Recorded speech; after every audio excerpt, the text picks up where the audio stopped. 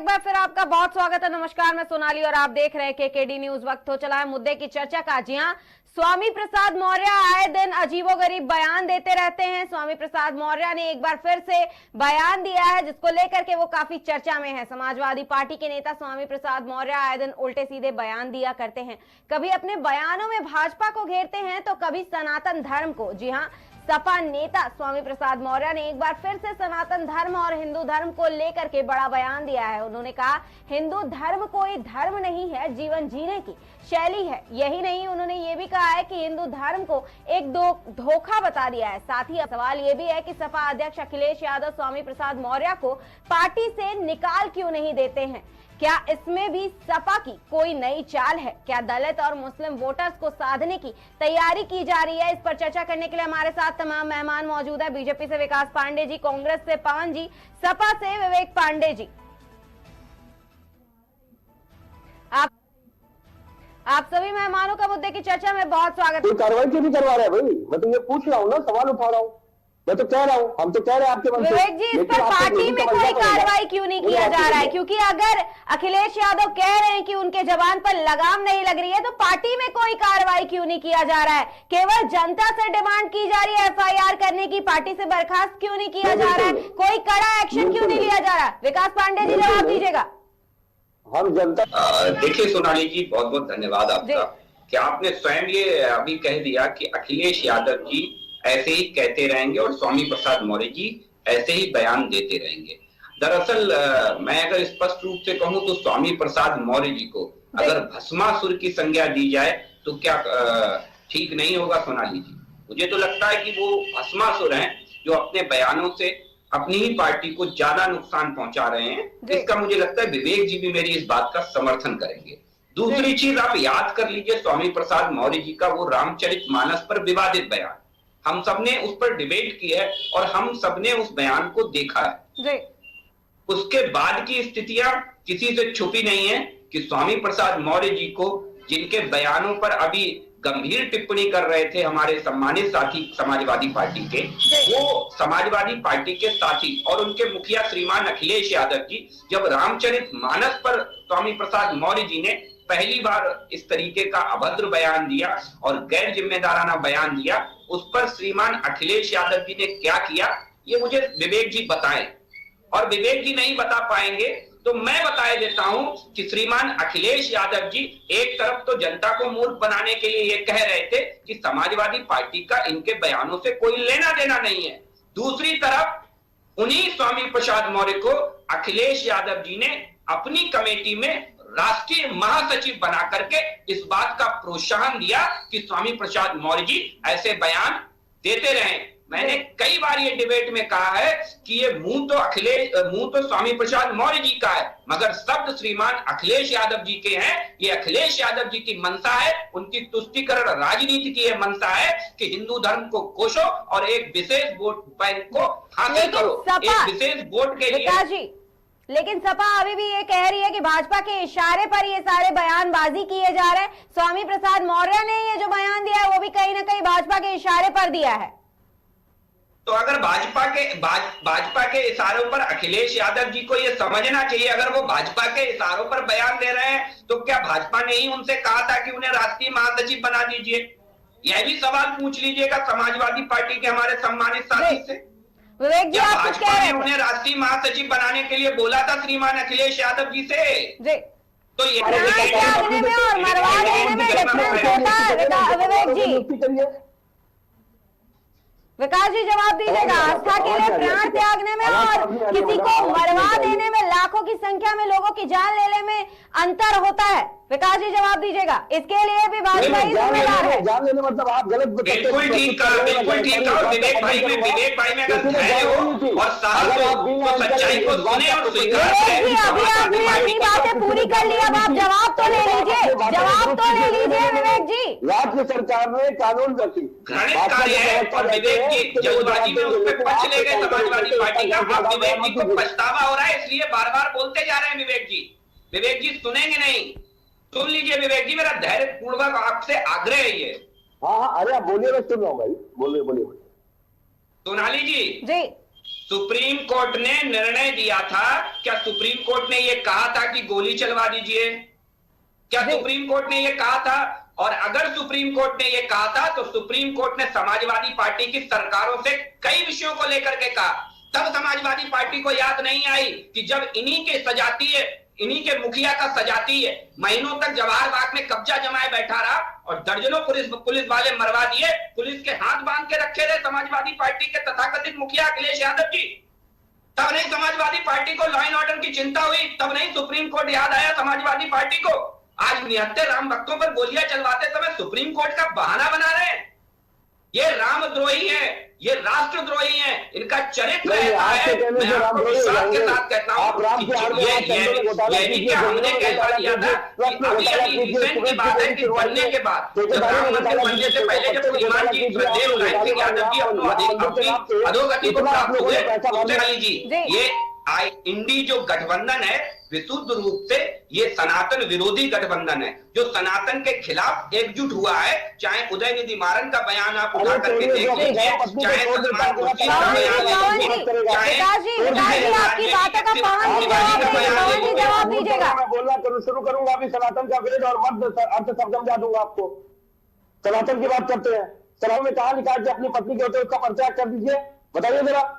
सनातन को मानने से पहले आप यह भी स्वीकार करिए कि अपनी पत्नी को छोड़ करके आने के बाद तुलसीदास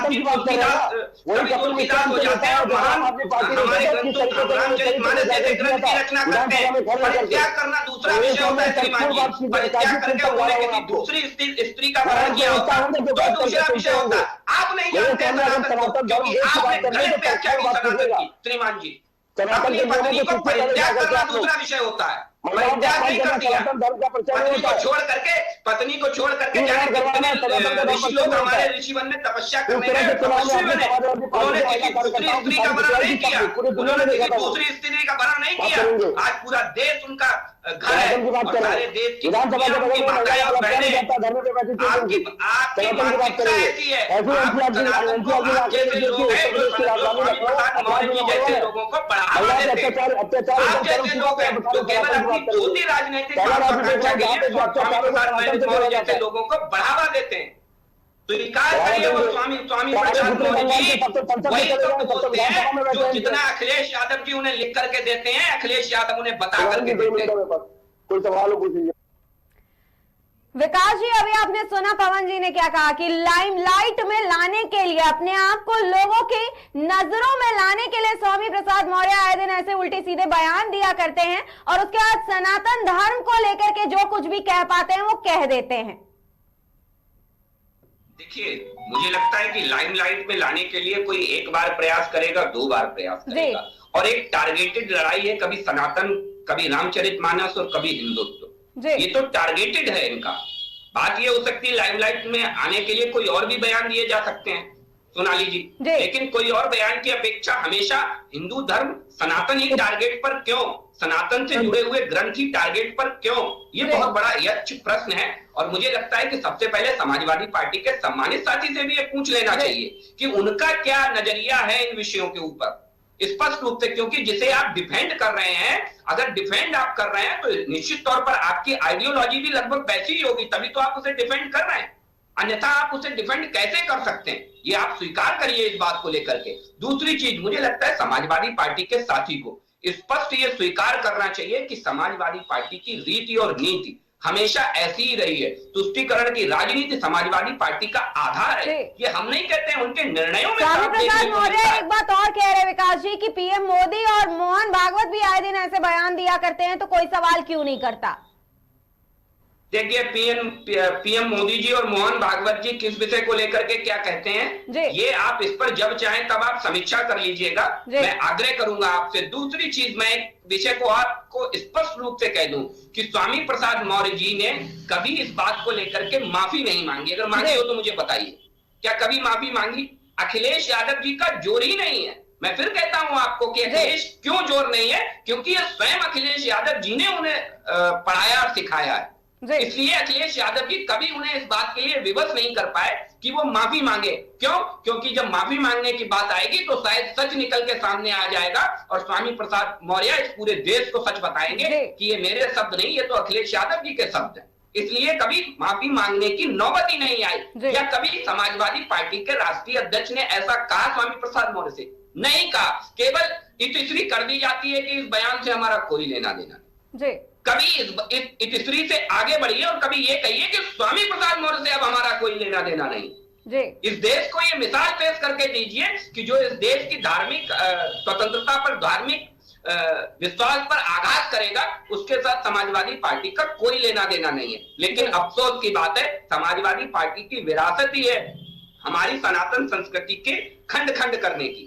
ये आपको पूर्ववर्ती अनुभवों से स्पष्ट रूप से होता है कि 92 में जब एक तरफ कहते हैं कि सुप्रीम कोर्ट के निर्णय के सापेक्ष हमने जो है वो राम भक्तों पर गोलियां चलवा दी, दूसरी तरफ जब वही सुप्रीम कोर्ट राम मंदिर इस बात को साबित कर देती है, इस बात पर अपना निर्णय दे देती है कि वहीं पर राम मंदिर है, वहीं पर श्रीमान हमारे सबके आदरणीय भगवान श्री राम विराजमान है, वही उनकी तपोभूमि है, वही उनकी जन्मस्थली है। जब इस पर सुप्रीम कोर्ट निर्णय दे देती है तो क्या उन्होंने अपने उस पूर्व के किए कृत्य के लिए माफी मांगी? क्योंकि यह भी सुप्रीम कोर्ट का निर्णय है, नहीं मांगी। यानी कि वो उनकी राजनीतिक और तुष्टीकरण की राजनीति का हिस्सा था।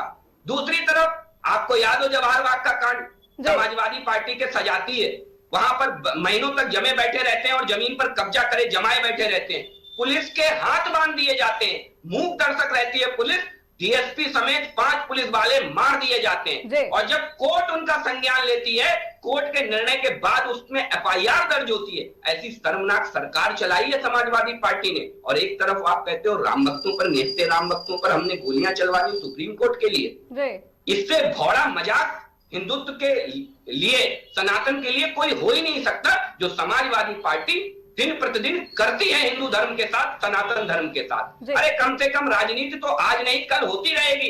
सैकड़ों ऐसे विषय सरकार के हो सकते हैं, व्यक्तिगत हो सकते हैं, आप उन पर करिए राजनीति, मैं स्वागत करूंगा। लेकिन धर्म पर, सनातन पर राजनीति मुझे लगता है आपको भारी पड़ने वाली है। और जो आपको स्पष्ट रूप से दिख भी रहा है, कब तक आप तुष्टीकरण की राजनीति के सहारे 2-4 सीटें बढ़ाते रहेंगे? एक दिन आपको भी उसके पास जाना है। ये ध्यान में रखते हुए आपको राजनीति करनी चाहिए। एक्शन भी लेंगे, अब वो उनकी पार्टी का अंदरूनी मामला है, वो एक्शन लेंगे। लेकिन मेरा तो निवेदन है, हिंदू सनातन धर्म ये सब आएगा, क्योंकि जैसे जैसे चुनाव पास आएंगे ये बीजेपी वाले एजेंडे को वहीं जाके सेट करेंगे। ये कभी रोजगार की बात नहीं करेंगे, कभी मजदूरी की बात नहीं। ये बयान स्वामी प्रसाद मौर्य ने दिया, बीजेपी ने नहीं। अखिलेश यादव को जिन्ना याद आएंगे, समझे? और बयान आपके नेता देंगे और आप कह दोगे भारतीय जनता पार्टी लेकर के आई है। क्षमा चाहते हैं भाई, थोड़ा सा तो अपने विवेक का उपयोग करिए श्रीमान जी। विवेक भाई विवेक में भी बैठे हैं, थोड़ा उन्हीं से पूछ लीजिए कि ये बयान आपके नेता देते हैं, चाहे उदयनिधि मारन हो, चाहे स्टैलिन हो, चाहे आपके सलमान खुर्शीद हो, चाहे आपके शिवानंद तिवारी हो, तमाम नेता हैं, चाहे स्वामी प्रसाद मौर्य हो, जो हिंदू धर्म सनातन के खिलाफ आप बयान देते हैं और फिर आप कहते हैं कि साहस स्वीकार कर ले। तो भारतीय जनता पार्टी ऐसे बयानों को कभी स्वीकार नहीं करेगी जो सनातन के खिलाफ होंगे, हिंदुत्व को चोट पहुंचाने वाले होंगे। हम कभी ऐसे बयानों को स्वीकार नहीं करेंगे, चाहे उसकी कोई भी कीमत चुकानी पड़े।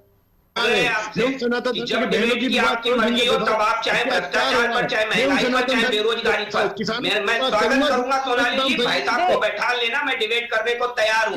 दूसरी चीज, मुझे लगता है कि डिबेट करने की नौबत आज तब आती है जब हिंदू आतंकवाद जैसे शब्द दिए जाते हैं, जब हिंदुओं की तुलना आईएसआईएस और बोको हराम से की जाती है, जब रामचरितमानस को 2ym दर्जे का किताब करार दिया जाता है, जब राम को काल्पनिक कह दिया जाता है। ये सारे वक्तव्य किसी भारतीय जनता पार्टी के व्यक्ति ने नहीं दिए, ये आपके ही राजनीतिक दलों ने दिए, INDIA गठबंधन के लोगों ने दिए।